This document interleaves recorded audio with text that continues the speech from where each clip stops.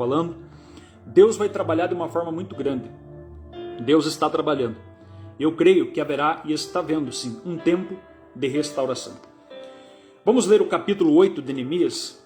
Capítulo 8 de Neemias, versículo 1 ao 18, uma pregação expositiva, ou seja, uma pregação que expõe todo o capítulo. Versículo 1 diz assim: E chegando ao 7º mês, que é o mês de setembro, estando os filhos de Israel nas suas cidades, todo o povo se ajuntou como um só homem na praça, diante da porta das águas, e disseram a Esdras, o escriba, que trouxessem o livro da lei de Moisés, a palavra que o Senhor tinha prescrito a Israel. E Esdras, o sacerdote, trouxe a lei perante a congregação, tanto de homens como de mulheres, de todos os que eram capazes de entender, que ouviam. E era o 1º dia do 7º mês. E leu no livro, diante da praça, que está na fronteira da porta das águas, desde a alva até o meio-dia, perante os homens e mulheres que podiam entender. E todo o povo tinha ouvidos atentos para ouvir a palavra. Esdras, o escriba, estava num púlpito de madeira que fizera para aquele fim. Estava em pé junto a ele, à sua direita, Matitias, Semá, Ananias, Urias, Ilquias, Maceesas, sua esquerda, Pedaías, Misael, Malquias, Azum, Esbanana, Zacarias e Mesulão. Esdras abriu o livro à vista de todo o povo, porque estava acima dele. Abrindo, todo o povo se colocou em pé. Esdras bendisse o Senhor grande, todo-poderoso, e o povo respondeu amém, e levantando as mãos inclinaram e adoraram o Senhor com o rosto em terra. E Jesua e Banani, Serabias, Jamim, Acube, Sebatai, Odias e Mazaéias, Quilita, Azarias, Josadabe, Hanã, Pelaias, os levitas ensinavam o povo a lei, e o povo estava no seu lugar. Leram no livro da lei de Deus e claramente, dando explicações de maneira que entendessem o que se lia. Neemias, que era o governador, e Esdras, o sacerdote, e o escriba, e os levitas que ensinavam todo o povo, lhe disseram: Este dia é consagrado ao Senhor vosso Deus, pelo que não choreis, nem pranteeis, porque todo o povo chorava, ouvindo as palavras da lei. Disse-lhe mais: Ide, comei carnes gordas, tomai bebidas doces, enviai porções aos que não têm nada, preparando para si, porque este dia é consagrado ao nosso Senhor. Tanto não vos entristeçais, porque a alegria do Senhor é a nossa força. Os levitas fizeram calar todo o povo, dizendo: Calai-vos, porque este é o dia santo, e não estejais contristados. Então todo o povo se foi a comer e a beber e enviar porções e regozijar-se grandemente, porque tinham entendido as palavras que foram explicadas. Glória a Deus. No dia seguinte ajuntaram-se Esdras, o escriba, e o cabeça das famílias de todo o povo, os sacerdotes, os levitas, isto para atentarem nas palavras da lei. Acharam escrito na lei que o Senhor ordenara, por intermédio de Moisés, que os filhos de Israel habitassem em cabanas durante a festa do 7º mês, que publicassem e fizessem passar pregão por todas as suas cidades e em Jerusalém, dizendo: Sai ao monte e trazei ramos de oliveiras, ramos de zambujeiros, ramos de murtas, ramos de palmeiras, ramos de árvores frondosas, para fazer cabanas, como está escrito. Saiu, pois, o povo e trouxeram ramos e fizeram para si cabanas, cada um no seu terraço e nos seus pátios, e nos átrios da casa de Deus, e na praça da porta das águas, e na praça da porta de Efraim. E toda a congregação dos que tinham voltado do cativeiro fez cabanas nelas e habitou, porque nunca fizeram isso os filhos de Israel, desde os dias de Josué, filho de Num, até aquele dia. E houve muito grande alegria. Dia após dia, leu Esdras no livro da lei de Deus, desde o 1º dia até o último dia. E celebraram a festa por 7 dias, e no 8º dia houve uma assembleia solene, segundo o que estava prescrito. Glória a Deus. Eu li aqui na Bíblia versão atualizada, tenho aqui também uma versão corrigida. São várias versões, irmãos, para que nós possamos entender mais a palavra de Deus. E eu quero orar por você depois dessa palavra. Mas agora quero estar ministrando uma palavra ao seu coração. Neemias capítulo 8. Nós estamos tratando desse livro maravilhoso, que é um dos livros que mais trata acerca de liderança à igreja de Jesus Cristo. O livro de Neemias, um livro de restauração, um livro poderoso, um livro que fala do povo que voltou do cativeiro babilônico, onde estavam lá por 70 anos aprisionados, longe da sua terra, do seu templo, da adoração verdadeira a Deus. E agora Neemias, depois de receber um diagnóstico daquela cidade, depois de ele chorar e prantear por 4 meses, depois de ele receber as notícias de que as portas estavam queimadas a fogo, de que as muralhas estavam derrubadas, a Bíblia Sagrada vai dizer que Neemias ele vai diante do rei, vai pedir uma autorização e vai para Jerusalém, cerca de 1.500 quilômetros, para reconstruir as muralhas e também as portas que estavam queimadas a fogo. A Bíblia Sagrada nos informa que a partir desse momento, então, ele vai para lá, ele fica aí cerca de 1 semana observando a cidade, observando as muralhas, observando o que precisa fazer. Ele faz uma avaliação do estado atual da cidade, ele vai fazer uma avaliação daquilo que precisa ser realizado. Ele convoca homens, mulheres, ele convoca pessoas para estarem trabalhando, pessoas para estarem empenhadas nesta grande obra, que era a reforma em Jerusalém, a reforma das muralhas e dos muros e das portas. Então, a partir desse momento, então, nós vamos perceber que quando Neemias coloca a mão na obra, quando Neemias tem o desejo e tem a vontade de fazer algo para Deus, logo o inimigo se levanta.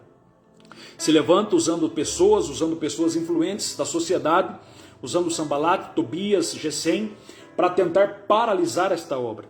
Todavia, no capítulo 4, no capítulo 2, no capítulo 5, no capítulo 6, Neemias está investindo contra esses homens.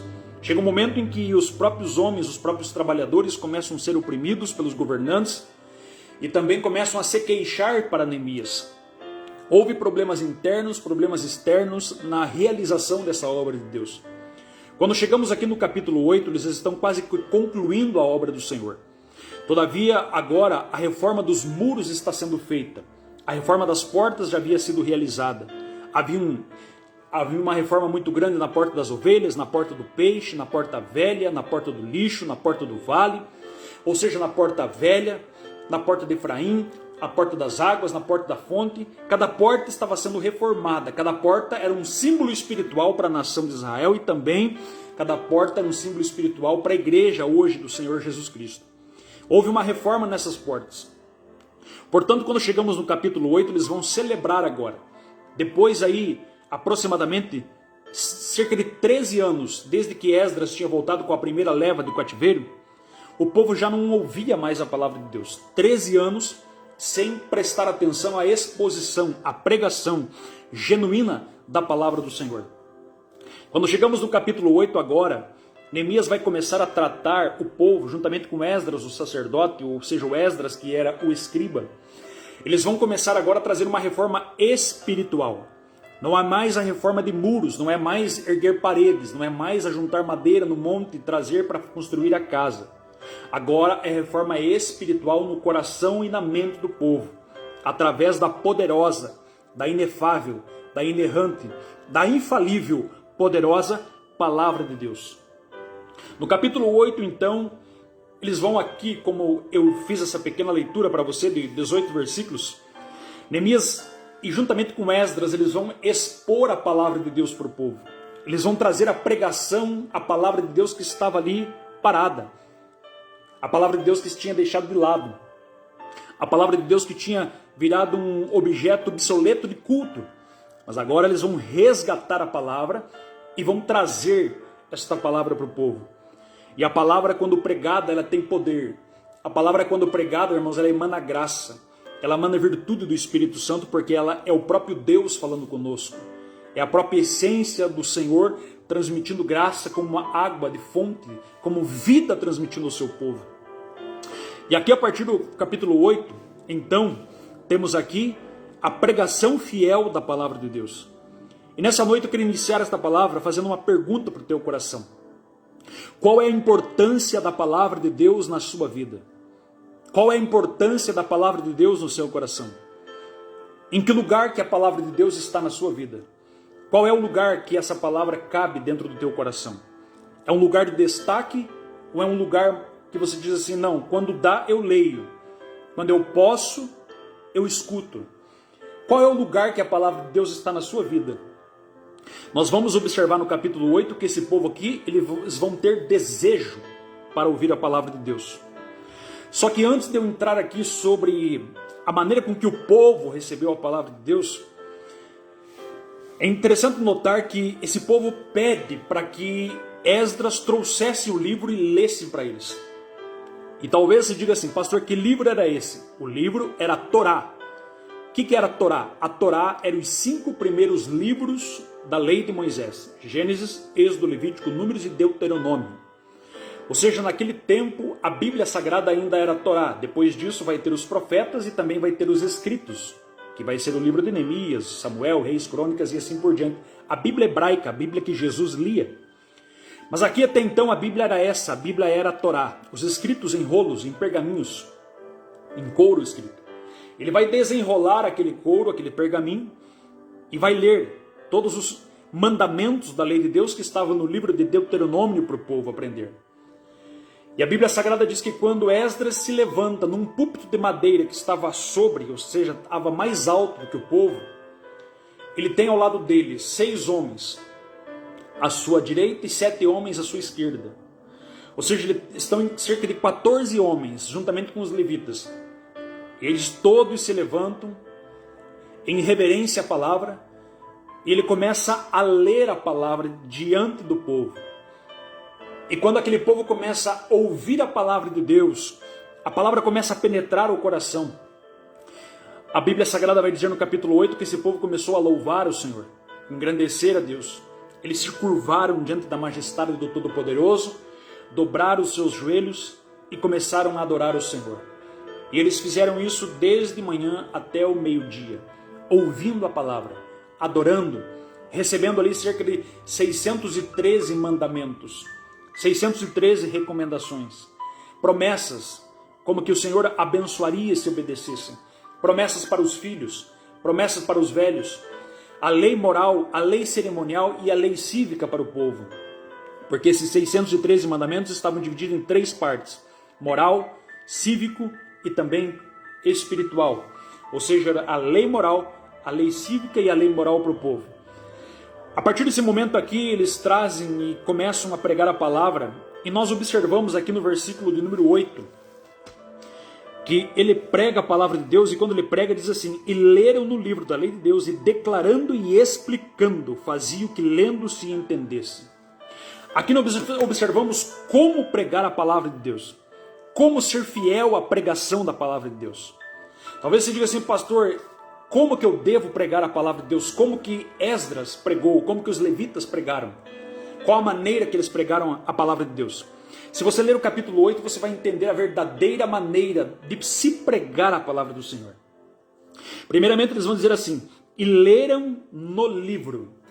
A primeira forma de se pregar a palavra é ler o texto. Ou seja, não existe pregação sem leitura. Não existe pregação em que o pregador não abre a Bíblia para pregar. Aí não é pregação, é testemunho. Não é pregação, pode ser uma conversa. Não é pregação, pode ser apenas um bate-papo. Pode ser apenas uma conversa que vai edificar, mas não é pregação. Porque pregação precisa se ter leitura da palavra. Eles leram o texto. E nós precisamos, como igreja, ler a palavra. Como pregadores, precisamos ler a palavra. Não é simplesmente fazer uma leitura rápida, comendo vírgulas, comendo ponto e não entendendo nada do que lê. Nós precisamos ler, entender aquilo que se está lendo. Ou seja, eles estavam lendo. Existem muitas formas de você ler a palavra. Eu sei que tem pessoas que não leem, tem pessoas que não sabem ler, tem outras pessoas que aprenderam a ler na própria Bíblia. Eu sei disso. Mas existem várias formas de você ler a palavra. Existe aquela leitura devocional, que você pega a palavra e começa a ler para Deus falar contigo. Existe uma leitura tópica, que você lê através de tópicos. Por exemplo, eu vou ler sobre oração, vou ler sobre pecado, eu vou ler sobre salvação, eu vou ler sobre criação. Ou seja, a tópica. Existem leituras textuais, que é uma leitura que você faz apenas de um texto, de um versículo, uma citação. Existe a leitura devocional, que você lê toda manhã, que você está lendo ali capítulo 8, capítulo 9, capítulo 10 e sucessivamente. Ou seja, existem pelo menos 7 tipos de leitura. A leitura sintética, histórica, biográfica, analítica, tópica e devocional. Ou seja, histórica, você lê histórica, biográfica, você lê biografias, tópica, você lê por tópicos, como eu disse para você, sobre a oração, sobre parábolas, sobre escatologia, e assim por diante. Existe maneira certa de se ler a palavra de Deus. E nós precisamos ler a palavra. Talvez você não é um leitor e não gosta da leitura, mas a partir do momento que você começar a ler e entender, você vai gostar. Porque tem pessoas que não gostam porque leem e não entendem. E tudo que você não entende, você rejeita, certo? Se você não entende de matemática, você rejeita. Se você não entende de física, você rejeita. Se você não entende a palavra, você rejeita também. Mas a palavra de Deus precisa ser lida e entendida. Por isso eu digo para você, eles estavam lendo esta palavra em que língua? No hebraico. E eles entendiam que língua? O hebraico. Ou seja, eles estavam entendendo. E nós, talvez você diga, pastor, mas então qual a maneira certa de eu ler? Compre uma Bíblia de uma linguagem fácil, de uma linguagem de hoje, de uma linguagem atualizada. Não fique com aquela Bíblia que é uma linguagem mais antiga, com um português mais arcaico, mais antigo. Não, compre uma Bíblia de linguagem atualizada, numa linguagem de hoje. Não vai mudar o sentido, não vai mudar o sentido do texto, mas vai fazer você entender a palavra, vai fazer você compreender. Eu, quando aceitei Jesus, me deram de presente uma Bíblia linguagem de hoje. E eu lembro que eu li essa Bíblia, a minha mente abria em relação à Bíblia Sagrada. Eu tinha prazer na leitura. Eu terminei Gênesis, eu fui para Êxodo, terminei Êxodo, fui para Levíticos, terminei Levíticos, fui para Deuteronômio. Ou seja, eu ia tendo sede da palavra de Deus. A partir do momento que você começar a ler a Bíblia e se interessar por ela e deixar ela fluir no teu coração, ler quieto, sossegado, num canto em que ninguém te incomode, você vai ler e meditar na palavra do Senhor, você vai ter prazer na leitura. E para se pregar a palavra de Deus, se faz necessário. Alguns estudiosos, como Billy Graham, chegam a dizer que para se pregar um texto precisa ler cerca de 50 vezes. Não é exagero, é ler. Jesus lia. Jesus entrou na sinagoga e leu o texto do livro do profeta Isaías. Jesus citava a Bíblia e diz assim, não tendes lido? Porque ele lia. Ele era o filho de Deus, mas ele lia. Ele observava a palavra. Ele citou para Satanás, está escrito. Por quê? Porque ele lia, ele conhecia. Ele era o próprio verbo, a palavra de Deus, a palavra encarnada. Então precisa-se ler e respeitar a leitura, principalmente na igreja. Se você vai fazer uma leitura num púlpito, se vai fazer uma leitura bíblica, se vai fazer uma pregação, leia atentando o que está escrito verdadeiramente, prestando atenção nos pontos, prestando atenção na vírgula, prestando atenção no ponto de interrogação, porque senão pode ocorrer o erro de trazer totalmente ao contrário, ou seja, deformar o texto que está escrito. Segundo, o texto diz assim, ler o texto e declarando e explicando o sentido do texto. Versículo 8 de Neemias, 8 e 8. Neemias 8 e 8. Coloca aí, marca aí para mim. Neemias 8 e 8. Fala aqui também, mas a segunda maneira de se pregar, primeiro você lê o texto, depois você explica o texto, a explicação. Isso é muito importante. Pregação sem explicação não é pregação, simplesmente é citação. Porque se você não explicar o texto para as pessoas que você está pregando, se o pregador não explica o texto que leu, então a pregação não está sendo fiel, a pregação não está sendo verdadeira. Porque tem muitos pregadores que dizem assim, não, eu preguei algo que ninguém sabe, que ninguém nunca viu, e se gloria disso. Ao contrário, o pregador não pode se gloriar, mas de pregar uma coisa que ninguém nunca viu e de que ninguém não conhece. Pelo contrário, você tem que pregar e explicar aquilo, trazer a fonte, trazer a origem. Por quê? Porque senão você está apenas querendo mostrar sabedoria e conhecimento. E isso não edifica a igreja. Isso pode inchar a natureza do pregador, dizer que ele sabe mais que os outros. E o propósito de Deus não é dizer que você sabe mais que os outros. O propósito do pregador é trazer clara evidência, clareza na mentalidade do povo, é entender. E por isso quando Jesus muitas vezes contava um texto, ele explicava. Através de uma parábola, ele trazia luz ao texto que ele estava pregando. Por isso que Jesus era um pregador que pregava com metáforas. Como assim metáforas? Metáforas, ele usava figuras de linguagem que faziam o povo entender. Por exemplo, ele ia falar de santidade, de brilho, de luz, de clareza. Ele falava, eu sou a luz do mundo. Ou seja, você imagina a luz, automaticamente você já aprende. Porque Jesus era o maior, o príncipe dos pregadores, o maior de todos os pregadores. Então, precisa-se ter explicação do texto. Porque muitas vezes há pregadores que pegam um texto e leem um texto sem contexto. Quando você prega um texto sem contexto, não explica o contexto, você está criando apenas um pretexto. E texto sem contexto não basta de pretexto. É por isso que tem várias doutrinas, entre aspas, ou seja, ensinamentos hereges. Porque se pega um texto, por exemplo, do sal, se pega um texto da rosa de Saron e cria-se falsas doutrinas ou ensinamentos e aplica-se na igreja algo que não tem sentido, algo que é vago, ou cria-se uma heresia. A heresia é criada por textos sem explicação. Guarda isso que eu estou falando. Pessoas que não compreendem o que está escrito criam-se heresias. Por isso, então, é necessário a explicação da palavra de Deus. Há um tempo atrás, nós estávamos ministrando uma aula na igreja da Palmeirinha, falando sobre a carta aos Efésios. E a carta aos Efésios tem várias passagens bíblicas, por exemplo, falando de pais e filhos. Falando de filhos, obedecei aos vossos pais. Falando de servos, obedecei aos vossos patrões. E tudo isso tem um contexto. Por que está escrito isso? Por quê? Porque dentro da história de Éfeso, por exemplo, você vai perceber que essa cidade era uma cidade, irmãos, que tinha muitos escravos, filhos de prostitutas. As prostitutas que eram as sacerdotisas do templo de Diana. Ou seja, os homens tinham relações com elas e essas mulheres engravidavam e pegavam essas crianças e largavam. Essas crianças viravam escravas. Eram crianças órfãs sem pai. Então por isso essas crianças cresciam dentro de um lar, de uma casa e não respeitavam o pai. Então Paulo vai dizer, filhos, obedecei aos vossos pais. Da mesma forma, aqueles pais que não eram os pais legítimos daqueles filhos, desprezavam aqueles filhos. E Paulo vai dizer assim para eles, pais, não irriteis, não provoqueis a ira dos vossos filhos.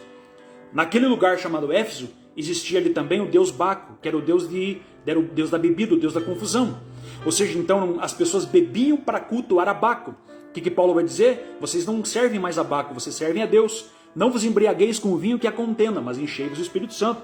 O que eu estou querendo dizer? Estou querendo dizer que todo texto tem um contexto, tem uma história que está por trás. E se você não conhece aquilo que está ali, você acaba aplicando para a igreja um texto sem fundamento, sem base. É por isso que tem doutrinas por aí, doutrina do véu, que tem que usar véu no cabelo. E por que fazem isso? Porque só leram o que está escrito, mas não leram o contexto. Tem doutrinas por aí, irmãos, que unge carro, unge casa, unge parede. Se você não ler o texto e o contexto, a Bíblia tem passagens descritivas e passagens normativas. Tem passagens que são normas para a igreja, tem passagens que são apenas prescritos. Por exemplo, a Bíblia diz lá em 2 Samuel, vai contar, 2 Samuel capítulo 11, é uma passagem descritiva, está falando do pecado de Davi. Não é uma passagem normativa. Assim como você vai ver Jacó ungindo a pedra, é uma passagem descritiva. Não significa que você tem que sair ungindo pedra por aí. Mas agora você vai ler em Tiago, diz assim, quando tem alguém doente, chama-se presbítero e unge com óleo. Ali é uma passagem normativa, entendeu? Então tem passagens na Bíblia que são normativas e tem passagens que são descritivas. Tá aí a diferença. Então precisa se explicar o texto, explicar a palavra de Deus. E por último vai dizer assim, explicando o sentido faziam que lendo se entendesse. Está falando da aplicação. A pregação se resume, como diz um grande pregador, e o que eu gosto muito de ouvir, pregador pastor Hernandes Dias Lopes, ele diz que pregar se resume em 3 verbos. Ler o texto, explicar o texto e também aplicar o texto. Uma pregação que não tem aplicação não pode ser pregação. Está entendendo? Uma pregação sem aplicação, irmãos, não adianta. Não adianta a pessoa falar, por exemplo, do vale de ossos secos, ele fala do osso seco, ele fala do vale, ele fala de Jerusalém, ele fala do cativeiro, ele fala de tudo que aconteceu lá, ou seja, cerca aí de 2.500 anos atrás. Mas se não trazer para a vida das pessoas que estão ali, a pessoa que vai te ouvir, vai cruzar os braços e vai dizer, mas o que eu tenho a ver com isso? O que essa história tem a ver comigo? Por isso, pregação tem que ter aplicação. Você lê, você explica e aplica. E isso é feito por intermédio do Espírito Santo. O Espírito Santo nos usa, o Espírito Santo nos dá graça para isso. O Espírito Santo nos ensina. O Espírito Santo nos capacita para pregar e aplicar a palavra. Há palavras que são proféticas. Por exemplo, era para eu pregar esse mesmo capítulo aqui algumas lives atrás. Eu não senti de Deus, porque Deus falou comigo, muda a mensagem. Muda a palavra porque eu quero outra coisa. Tem pessoas que precisam ouvir outra palavra. Então o pregador não basta apenas entender o texto, não basta apenas explicar o texto, não basta apenas aplicar o texto, mas ele tem que entender o dono do texto. Ele tem que conversar com o dono da palavra, com o Espírito Santo. Tem que ter discernimento, tem que saber quando for a hora que for a palavra dele. Deus tem compromisso com a palavra dele, Deus não tem compromisso com a palavra do pregador.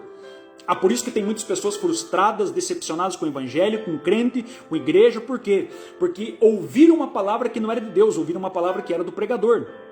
Por exemplo, palavras que dizem assim: vou te enriquecer, vou te levar por vários lugares, vou fazer de você isso, isso, aquilo, e muitas vezes não é a palavra de Deus. Às vezes Deus está falando outra coisa. Quando a palavra é de Deus, a palavra não volta vazia. Ela tem o seu propósito, ela tem o seu objetivo. Agora, Deus não tem compromisso com palavra de homem. Por isso, precisamos ouvir e atentar para as verdades da palavra de Deus com sabedoria, com discernimento. E é preciso aplicar o texto. John Stott, um grande pregador, ele chega a dizer que a explicação e a aplicação da palavra, irmãos, é como uma ponte entre dois mundos. Guarde o que eu vou falar. Aplicação é uma ponte entre dois mundos. O mundo antigo e o mundo contemporâneo. Se você vai pregar sobre Coríntios, por exemplo, você vai trazer aqui o contexto antigo que estava acontecendo, e a aplicação tem que ser a ponte até o mundo contemporâneo. Se não houver essa ponte, não existe pregação. É apenas um discurso diante do povo. Discursar diante do povo e pregar para o povo são duas coisas totalmente diferentes. Pregar Bíblia e pregar sobre a Bíblia são duas coisas totalmente diferentes. Pregar sobre a Bíblia é você citar a Bíblia sem ter base bíblica. Pregar a Bíblia é você ler no texto e provar dentro do texto. Isto é pregação.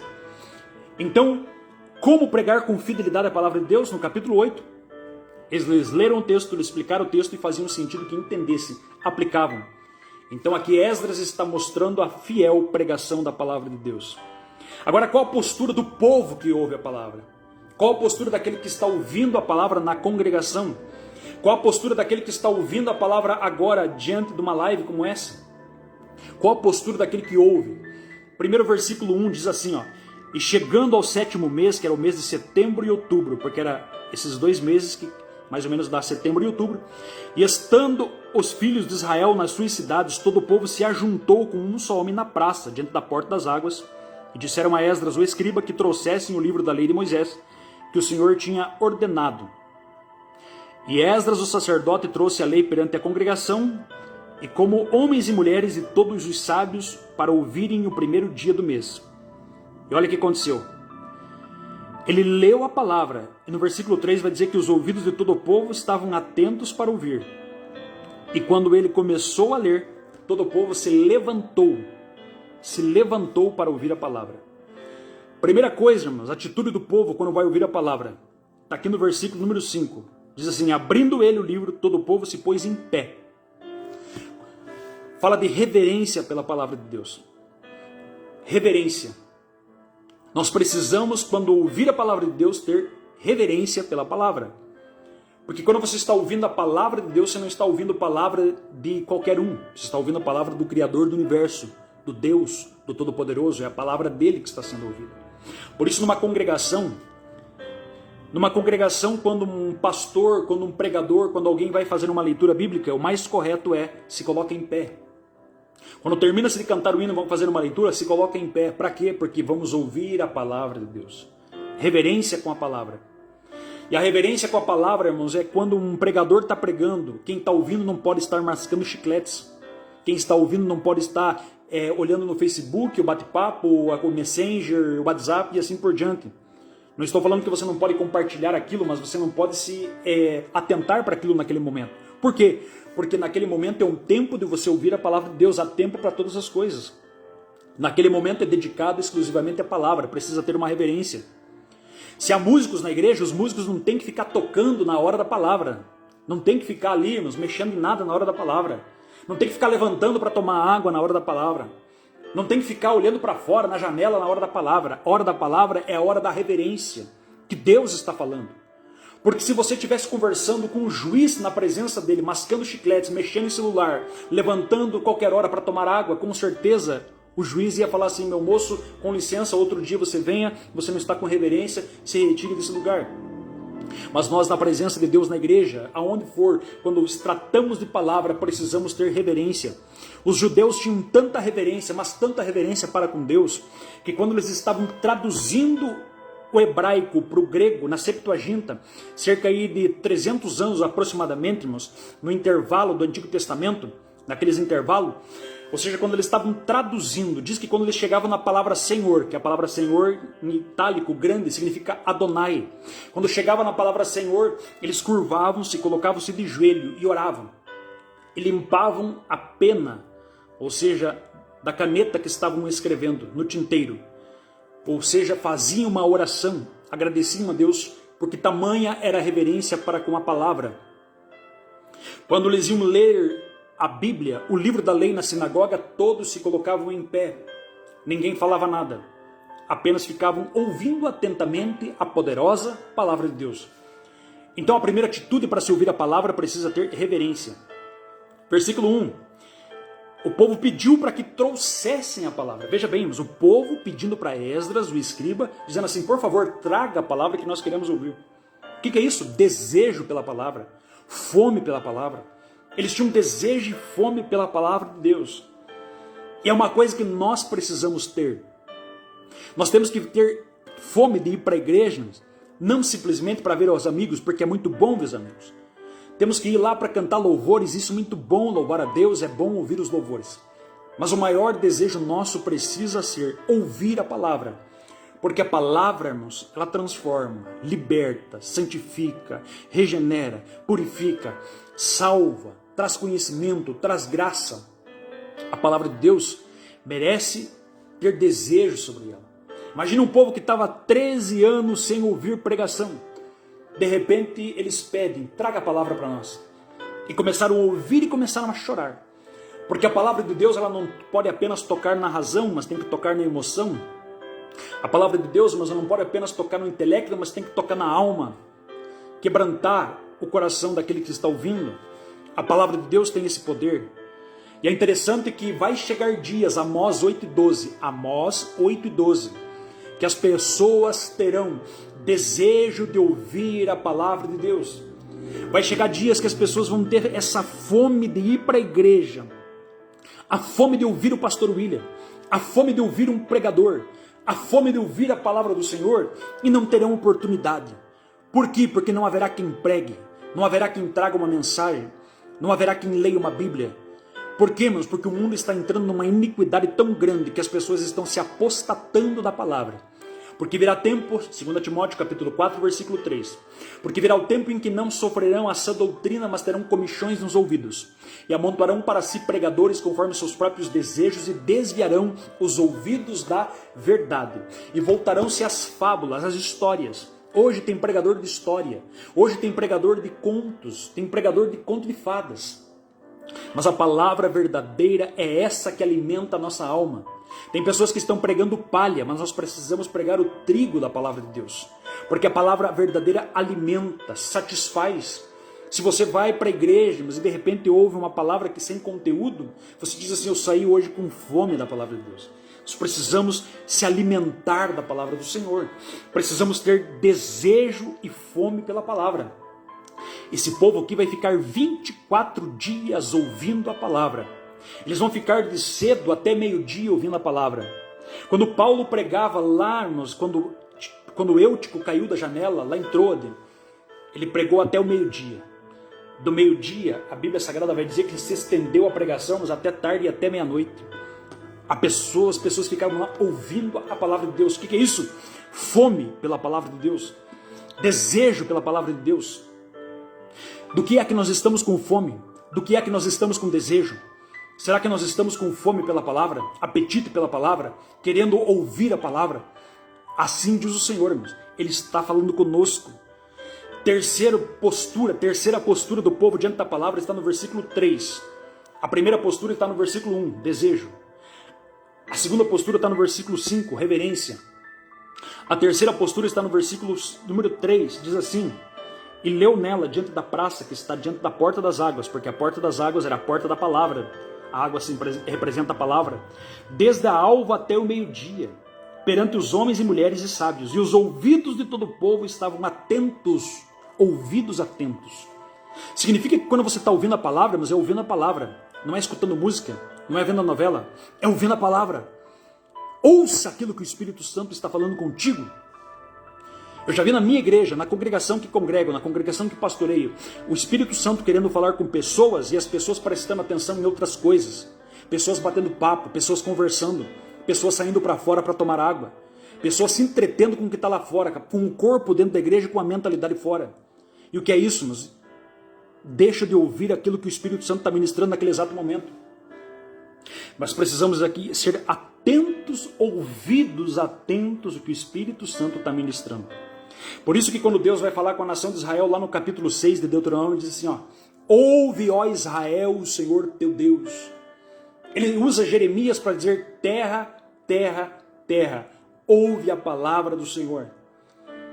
Deus usa aqui, irmãos, Jeremias 28:7, falando assim sobre que o povo deveria ouvir a palavra do Senhor. Quando Jesus conta a parábola do semeador, Marcos 13, Lucas 8, certo? Melhor, Marcos 4, Lucas 8. Você vai perceber aqui que a parábola do semeador, Jesus vai falar, aquele que tem ouvidos, ouça. Quando entrega a revelação para João na ilha de Patmos, o Apocalipse, para as 7 igrejas da Ásia Menor, para a igreja de Éfeso ele diz, aquele que tem ouvidos ouça o que o Espírito diz à igreja. Quando entrega para a igreja de Esmirna, aquele que tem ouvidos ouça o que o Espírito diz para a igreja. Para a igreja de Sardes, aquele que tem ouvidos ouça o que o Espírito diz à igreja. Para a igreja de Pérgamo, aquele que tem ouvidos ouça o que o Espírito diz à igreja. Ou seja, para as 7 igrejas da Ásia Menor, aquele que tem ouvidos ouça o que o Espírito diz às igrejas. Se Deus está falando-nos, Ele quer corrigir, Ele quer orientar, Ele quer edificar, Ele quer alimentar, Ele quer levantar, Ele quer instruir. E Deus fala e nós precisamos atentar para aquilo que temos ouvido. E nós temos ouvido que Ele vai voltar. Nós temos ouvido que Ele está trabalhando. Nós temos ouvido que Ele está no controle. Nós temos ouvido, irmãos, que existe um céu e existe um inferno. Nós temos ouvido que existe um único Deus verdadeiro. Nós temos ouvido que Deus é o maior de todos, o único Deus. Creia nisso. Ouvidos atentos à palavra do Senhor. Versículo 3. E o versículo 6. O versículo 6 diz que quando eles louvaram, melhor dizendo, quando eles ouviram, versículo 6 diz assim, que Esdras louvou o Senhor, o grande Deus, e todo o povo respondeu amém, amém, levantando as mãos. Isso é adoração. Quando a pregação está coerente, quando a pregação é verdadeira, quando a pregação vem de Deus, a igreja adora, a igreja glorifica, a igreja exalta, e todos nós devemos adorar a Deus por causa do quê? Por causa da sua palavra. Eu peço para você, louve a Deus por causa da sua palavra. Pastor, como que eu faço para louvar a Deus? Dê um like aí, irmãos, dê um coração, mostre que a palavra de Deus é verdadeira, mostre que a palavra do Senhor é pura, mostre que a palavra de Deus é fiel. Adore a Deus na tua casa, diga que Ele é grande, louve a Deus pela palavra dEle, porque é a palavra dEle que tem sustentado a igreja. Louve a Deus pela palavra dEle, porque a palavra dEle tem realizado grandes obras na face da terra. Louve a Deus. Precisa-se ter adoração quando se tem a verdadeira palavra de Deus, tem que ter a verdadeira adoração. Os judeus, quando ouviam a palavra, eles adoravam o Senhor. Você vai perceber isso em toda a Bíblia Sagrada. Eles adoravam a Deus. A igreja primitiva adorava. Ou seja, dentro da história você vai perceber a adoração. Adoravam. E Jesus vai falar sobre a palavra e a adoração. Ele vai dizer para aquela mulher samaritana, ele vai falar para ela assim, porque virá o tempo em que o Pai procura os verdadeiros adoradores, que adoram em espírito e em verdade. Em espírito, através do teu espírito com Deus, em verdade, baseado na palavra de Deus. Porque você não pode adorar, irmãos, quando não está de acordo com a palavra. Você não pode adorar por aquilo que é heresia, por aquilo que não está de acordo com a Bíblia. Você só adora quando está de acordo com a palavra, quando está em verdade. Se for a verdade, louvado seja Deus. Nem que o pregador fale para você assim, se você não se arrepender, você vai para o inferno. Você sabe que é verdade? Amém, glória a Deus, nós adoramos o Senhor. Não é só adorarmos quando é o filé mignon da Bíblia, só quando diz que as coisas boas vão acontecer, mas é quando a verdade é exposta. E nós precisamos louvar a Deus pela verdade. Precisamos adorar a Deus pela sua verdade grande, tremenda, poderosa, que é a palavra dele. Glória a Deus pela sua palavra. Precisamos louvar a Deus quando ouvimos a palavra do Senhor. E para fechar essa palavra nesta noite, quais os resultados da pregação fiel? Porque Esdras vai pregar no capítulo 8, vai ler o texto, vai explicar, você vai perceber. Leia o capítulo 8 na tua casa, você vai perceber. Quais os resultados da pregação fiel? O primeiro resultado está aqui no versículo de número 9, que diz assim, que Neemias, que era um homem governador, o sacerdote Esdras, o escriba, os levitas que ensinavam o povo, disseram, todo o povo, este dia é consagrado ao Senhor vosso Deus, pelo que não vos lamenteis, nem choreis, porque todo o povo chorava ouvindo a palavra do Senhor. O povo chorava ouvindo a palavra de Deus. E por que eles choravam? Se você ler o versículo 9 e o 10 vai dizer assim, portanto não vos entristeçais, porque a alegria do Senhor é a vossa força. Porque eles estavam lamentando por causa do seu pecado. Guarde o que eu estou falando aqui. Resultado da pregação fiel, irmãos. A pregação fiel traz tristeza pelo nosso pecado. A pregação fiel, ela entra em choque com a nossa realidade. A pregação fiel é confrontadora. Não é uma pregação que massageia o ego. Não é uma pregação que só traz as coisas boas. A pregação fiel, ela choca com a realidade, com a verdade. É a pregação fiel. Se as pregações não chocam com a nossa vida, alguma coisa está errada. Porque Deus é um Deus que confronta pela sua palavra. Não é o pregador que julga a vida do povo, dizendo você está errado, você é isso, você é aquilo. Não, é a palavra de Deus que julga. É a palavra de Deus que confronta. E a palavra de Deus é como um espelho que é colocado na nossa frente. No momento que ela é colocada, nós se examinamos nós naquela palavra. E quando nós nos examinamos, nós mesmos percebemos, bom, está errado aqui, eu preciso acertar aqui, eu preciso melhorar aqui. Porque a palavra, irmãos, ela é um espelho diante de nós. E ela precisa causar tristeza pelo nosso pecado. A palavra precisa investigar os nossos pecados mais profundos. A palavra de Deus é como uma espada penetrante, espada que vai até a divisão da alma e do espírito, aonde teu pai, tua mãe, teu marido, teu cônjuge, teu patrão, ou seja, teus amigos não conhecem, mas o Espírito Santo através da palavra conhece. É por isso que quando eu estou pregando aqui, a palavra de Deus está falando contigo aí, e você diz assim muitas vezes, como que o pastor William sabe disso? Você diz, como que o pregador sabe disso? Parece que o pregador esteve aqui em casa, parece que ele conhece a minha história, parece que ele conhece a minha vida. Parece que ele sabe do que está acontecendo na minha vida, sabe o que está acontecendo comigo. Não, é a palavra de Deus que conhece. É o Espírito Santo da palavra, irmãos. Por quê? Porque ele vai nos lugares mais profundos que nem você tem coragem de entrar. Ele vai em áreas da tua vida que nem você tem coragem de comentar. Ele vai e escancara, irmãos. A palavra de Deus chega a lugares que você não tem coragem de falar muitas vezes. Mas a palavra toca lá. Ela toca, ela fala sobre perdão. Ela fala sobre relacionamento, ela fala sobre mentira, ela fala sobre verdade. Ou seja, a palavra de Deus ela vai nos lugares mais profundos da nossa alma. Por isso a palavra de Deus deve gerar tristeza pelo pecado. Ela deve confrontar o nosso ego. Ela deve confrontar a nossa razão. Por isso, se você ouvir a palavra de Deus, irmãos, não tenta colocar argumentos para Deus. Não tenta dizer assim, Senhor, mas veja bem, eu penso assim. Não é que você pensa, é como a palavra pensa. Não é como você acha, é como a palavra diz que é. É do jeito que a palavra fala. Não é do jeito que você interpreta ou você entende a Bíblia. É do jeito que a palavra está mostrando a realidade. É assim que nós precisamos ouvir a palavra. E nós vamos perceber aqui, Isaías capítulo 6, ele foi confrontado por Deus e disse assim, ai de mim que vou perecendo, porque habito no meio de um povo de impuros lábios e sou um homem de impuros lábios. O filho pródigo, ele vai recebermos a palavra de Deus e a Bíblia Sagrada diz que ele vai dizer assim, caindo em si, levantou-se e foi ter com o Pai. 2 Coríntios capítulo 7 e 10 vai falar sobre a tristeza que causa arrependimento. Eu já tive dias que eu saí da igreja triste. Por que triste? Triste porque a pregação foi confrontadora. Triste porque a palavra de Deus foi tão pesada para mim e pesada para o povo. Chegou dias que eu cheguei para minha esposa, cheguei até para os irmãos da igreja e falei, eu estou triste, não vou mais pregar, porque Deus dá umas palavras muito pesadas.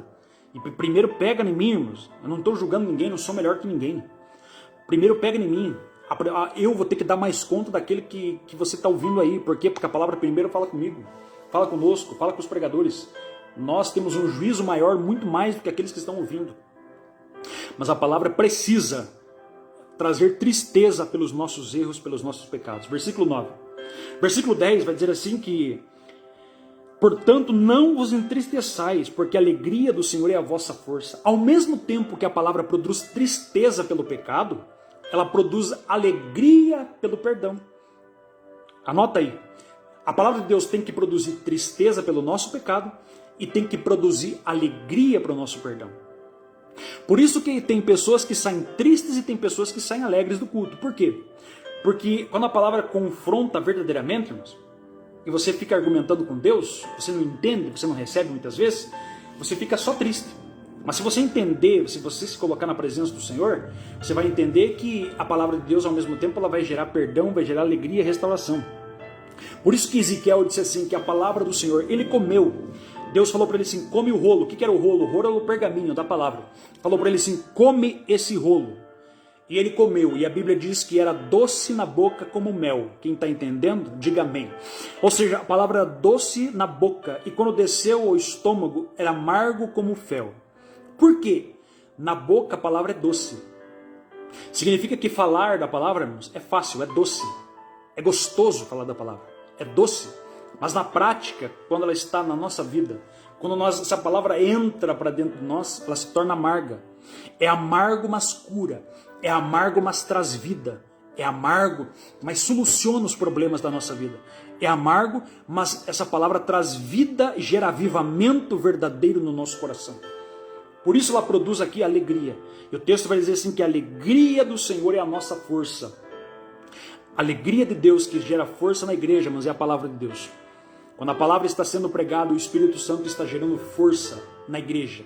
Quer ser fortalecido por Deus, irmã?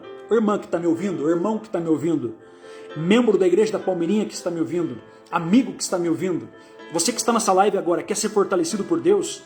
Quer ser fortalecido por Deus? Ouça a palavra, leia a palavra, medita nela antes de dormir, medita nela e fique pensando nela, naquele versículo, rumina a palavra, ou seja, se alimente dela.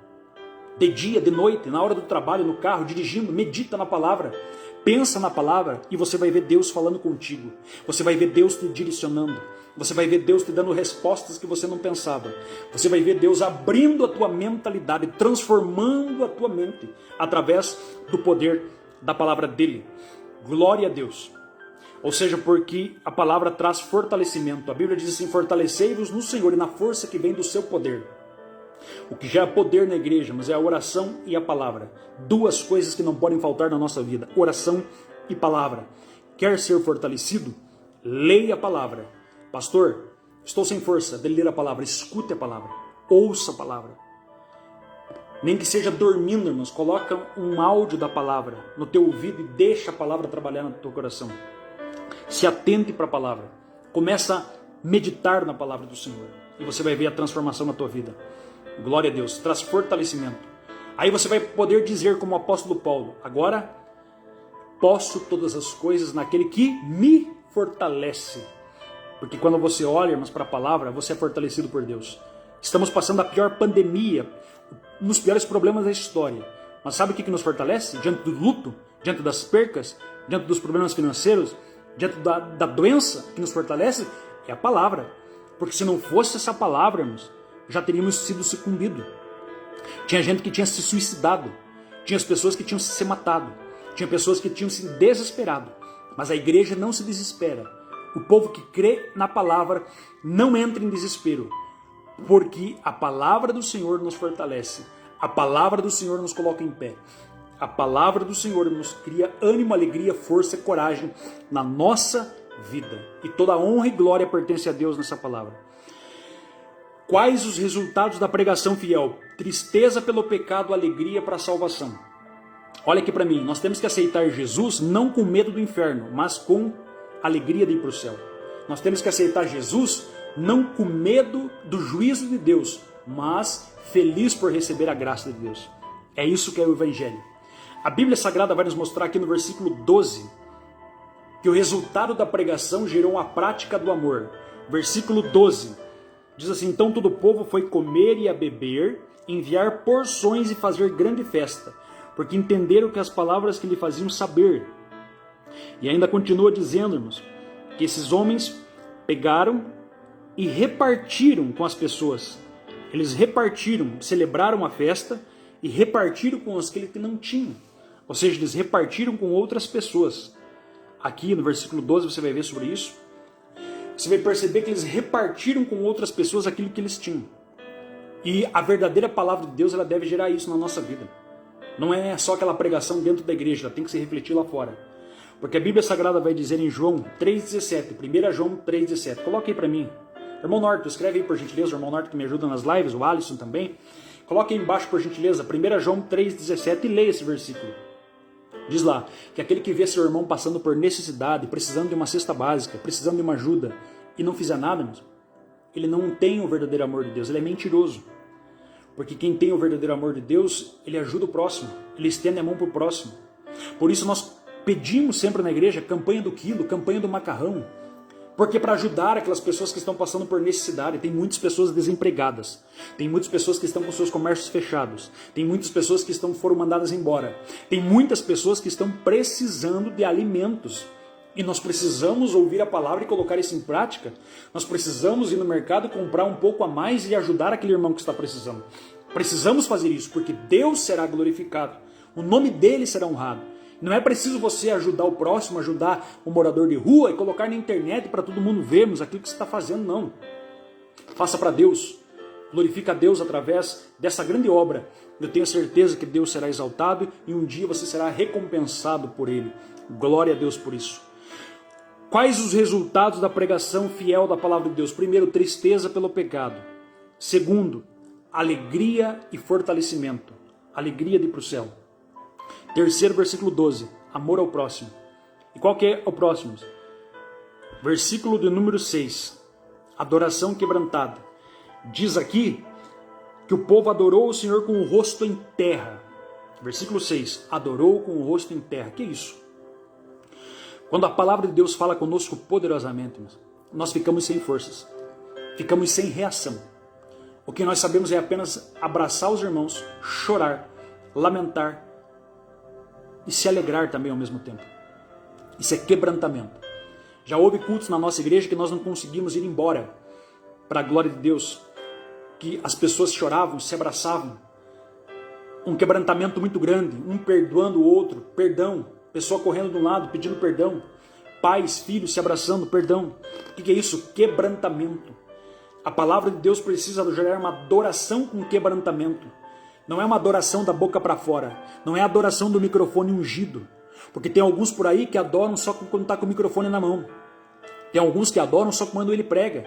Tem alguns que adoram só quando ele está fazendo alguma coisa para Deus. Mas no banco fica no celular. No banco fica fazendo cara feia. No banco cruza o braço e fica fazendo cara feia para os outros. Isso não é adoração. A adoração verdadeira não é a adoração que você faz porque o pregador manda.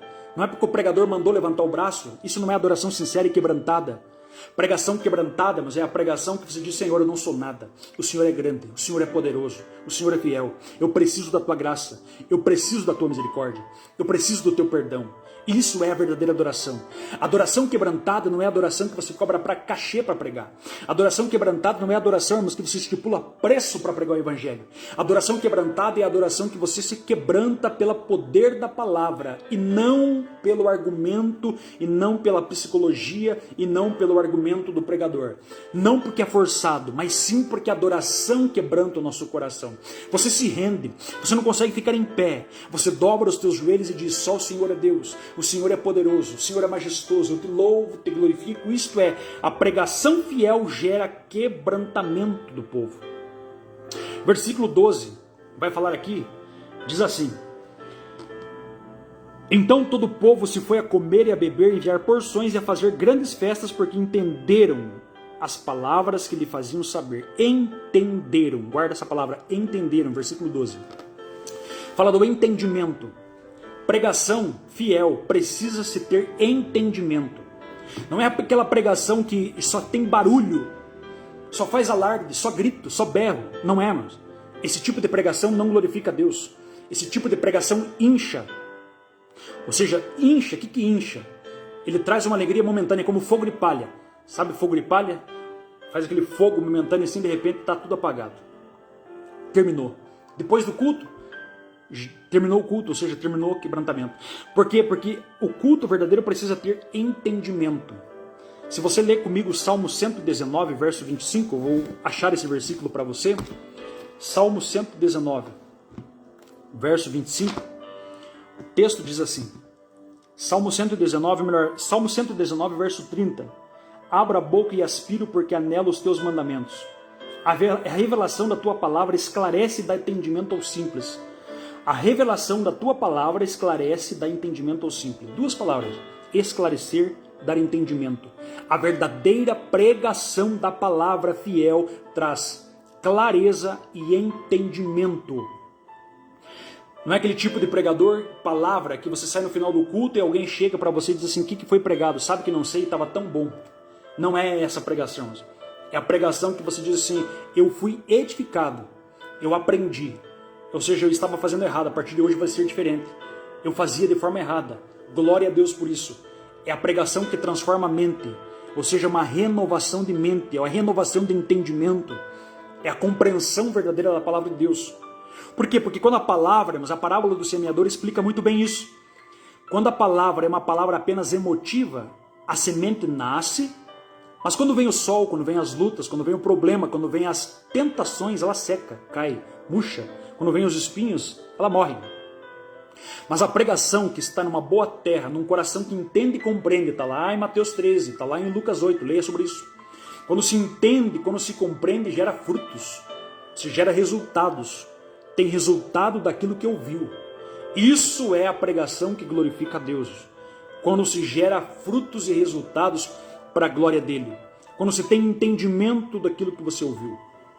Por isso cabe a nós, como pastores, pregadores, expositores da palavra, pedir misericórdia do Senhor e trazer uma palavra para que o povo entenda, para que o povo saia edificado e não inchado, para que o povo saia, irmãos, abençoado e transformado e não apenas emocionado, porque emoção dura pouco, emoção dura por horas.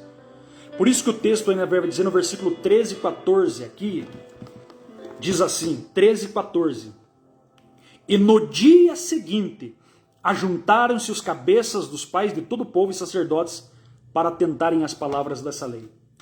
O que significa isso? Que esse povo, irmãos, no outro dia, depois de ficar ali ouvindo a palavra, esse povo tinha desejo de ouvir no outro dia. E se você for ler aqui o capítulo 8, você vai entender que eles ficaram 24 dias ouvindo a palavra. Mais do que isso, 8 dias consecutivos. Significa que a verdadeira palavra de Deus, a verdadeira palavra do Senhor, a pregação verdadeira, ela gera avivamento. E avivamento tem diferença de movimento. Avivamento tem diferença, irmãos, de emoção. A emoção dura um pouco. A emoção dura por um momento. Mas o avivamento gera por meses, até anos, gera esse avivamento. Sabe aquele culto que é uma bênção no domingo, que é uma palavra muito forte, mas de repente na segunda-feira a igreja está cheia na oração, na quarta-feira as pessoas estão desejando estar no culto, no outro sábado as pessoas estão comentando do culto ainda, desejam desejam vir para a escola bíblica? Isto é avivamento. Desculpe falar, mas para alguns, talvez alguns não vão gostar, mas avivamento verdadeiro se conhece quando a igreja está com a escola bíblica cheia. Quando a igreja começa a frequentar a escola bíblica, ter desejo pela palavra, gostar dos cultos de quarta-feira do ensino do pastor, isso significa que a igreja está começando a entrar no avivamento. É 2 cultos que se mede a espiritualidade de uma igreja, através do culto de oração e através do culto de palavra. Porque são 2 colunas que movimentam a igreja, são 2 remos que fazem com que o barco da igreja seja alavancado. Por quê? Porque se houver só oração, a igreja fica uma igreja menina espiritualmente. Se houver só palavra, a igreja fica uma igreja apenas intelectual e sem graça. Mas se tem oração e tem conhecimento, fica cheia de graça e conhecimento, fica uma igreja forte, uma igreja corajosa, uma igreja robusta, uma igreja que não se abala diante das lutas, das provas, das dificuldades, uma igreja que não para diante de uma pandemia, que não recua diante de um vírus, uma igreja que avança no meio da perseguição, uma igreja que não para diante de todos os problemas que estão acontecendo. Por quê? Porque ela não crê em Cristo somente nesta terra, ela não crê num evangelho falido que prega apenas prosperidade, ela não crê num evangelho pautado, irmão, só em homens, só em status, mas ela crê num evangelho que diz assim, que aquele que quer seguir Cristo, tome sua cruz e siga-me. Aquele que, se for para agradar a Deus, irmãos, nem que seja preciso ser fiel até a morte, e vai receber a coroa da vida. Esse é o verdadeiro evangelho, esse é o verdadeiro avivamento. Eu olho para a história bíblica e eu vejo o avivamento dentro do Antigo Testamento. Os avivamentos geravam-se anos. Você vai olhar os avivamentos na igreja primitiva, gerou anos e anos e anos de avivamento, almas se convertendo, pessoas reconhecendo e rasgando o coração diante de Deus dos seus pecados, das suas falhas. Você vai perceber também os avivamentos na época dos pais da igreja, o avivamento que veio com Martinho Lutero, o avivamento que veio com Jonathan Edwards, George Whitefield, John Wesley, no ano de 1700. Você vai perceber esses grandes avivamentos geraram anos e anos e anos, onde bares eram fechados, prostíbulos eram fechados, prostitutas se convertiam, homossexuais se rendiam ao Senhor. Isto é avivamento. O povo se acotovelava um do lado do outro para ouvir a palavra de Deus. As escolas bíblicas dominicais eram lotadas de pessoas para aprender a palavra.